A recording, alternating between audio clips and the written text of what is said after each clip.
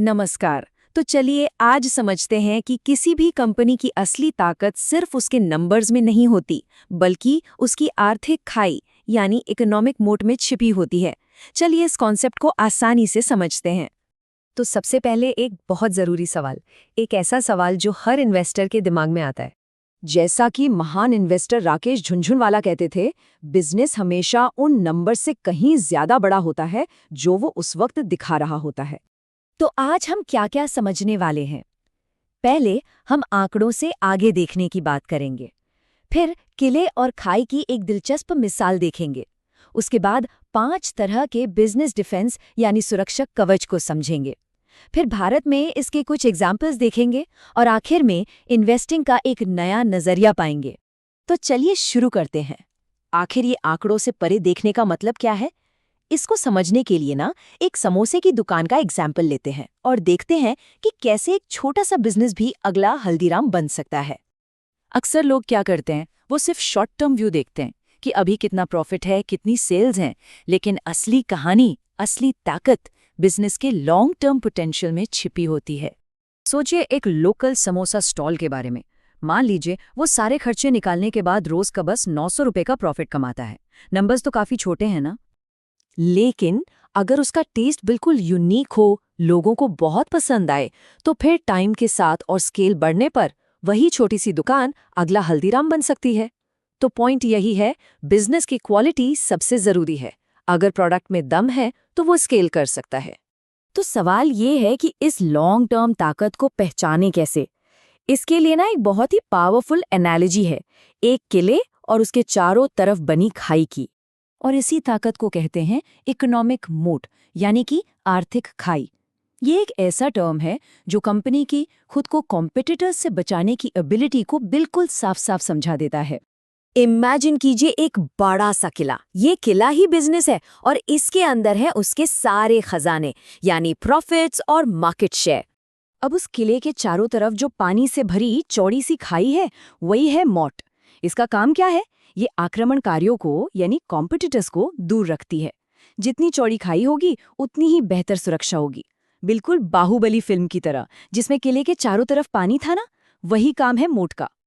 अब इंटरेस्टिंग बात ये है कि ये मोट्स ना अलग अलग तरह के होते हैं। ये बिजनेस के लिए एक सुरक्षा कवच की तरह काम करते हैं। तो चलिए इनके 5 मेन टाइप्स को एक एक करके देखते हैं। तो ये हैं वो 5 प्रमुख सुरक्षा कवच, यानी कि 5 टाइप्स ऑफ मोड्स, जिन्हें देखकर हम एक स्ट्रॉन्ग और वेल प्रोटेक्टेड बिजनेस को पहचान सकते हैं। सबसे पहला है ब्रांड मोड। ये ट्रस्ट और रेपुटेशन की पावर है। जब कस्टमर एक नाम पर इतना भरोसा करते हैं कि वो उसके लिए थोड़ा एक्स्ट्रा पैसा देने को भी तैयार हो जाते हैं। सिंपल से एग्जाम्पल है, इंडिया में जब कोई पेंट बोलता है तो दिमाग में क्या आता है? Asian paints. अधेसिव या गोंद फेविकॉल, और कार मारुति सुजुकी। यही है ब्रांड मोड की ताकत। नेक्स्ट है नेटवर्क इफेक्ट्स। ये बहुत इंटरेस्टिंग है। इसका मतलब है कि सर्विस जितने ज्यादा लोग इस्तेमाल करते हैं वो उतनी ही वैल्यूएबल हो जाती है। जैसे कोई सोशल मीडिया प्लेटफॉर्म है या यूपीआई, जितने ज्यादा लोग उस पर होंगे उतना ही फायदा सबको होगा। तीसरा है कॉस्ट एडवांटेज, यानी लागत में बढ़त। और इंडिया जैसे प्राइस सेंसिटिव मार्केट में तो ये बहुत ही पावरफुल चीज है। इसका मतलब है कि कंपनी अपने कॉम्पिटिटर्स से सस्ते में सामान बना सकती है या सर्विस दे सकती है। इसका सोर्स क्या है?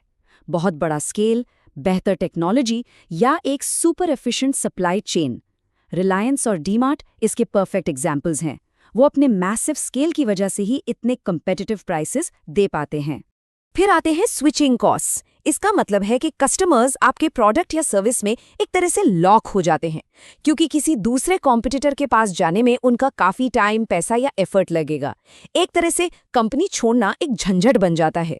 और आखिर में है पेटेंट्स एंड रेगुलेटरी मोड्स। यहाँ कंपनी को गवर्नमेंट के पेटेंट्स, लाइसेंस या रेगुलेशन से प्रोटेक्शन मिलती है। ये एक लीगल बैरियर बना देता है नए कॉम्पिटिटर्स के लिए। तो चलिए अब इस पूरे फ्रेमवर्क को अप्लाई करते हैं। देखते हैं कि ये मोड्स इंडिया की कुछ जानी मानी कंपनीज में कैसे काम करते हैं। जैसा कि यहाँ दिख रहा है, एशियन पेंट्स के पास ब्रांड मोड है, पिडिलाइट के पास पेटेंट और ब्रांड मोड दोनों है, रिलायंस और डीमार्ट के पास कॉस्ट एडवांटेज है, और मारुति के पास कॉस्ट और ब्रांड दोनों का फायदा है। तो इससे साफ है कि एक कंपनी के पास एक से ज्यादा मोड भी हो सकते हैं, जो उसको और भी ज्यादा स्ट्रांग बनाता है। तो अब आते हैं सबसे जरूरी सवाल पर। इस पूरी चर्चा का की टेकअवे क्या है? हमें क्या नया नजरिया मिलता है? देखिए, सबसे जरूरी बात है अपने सोचने के तरीके को बदलना। सिर्फ ये मत पूछिए कि कंपनी कितना कमा रही है। सवाल ये होना चाहिए कि जो भी ये कंपनी कमा रही है, उसको लॉन्ग टर्म तक कौन सी चीज प्रोटेक्ट करेगी। इसके पोर्टफोलियो में जो कंपनीज हैं, उनकी सुरक्षा कौन करता है।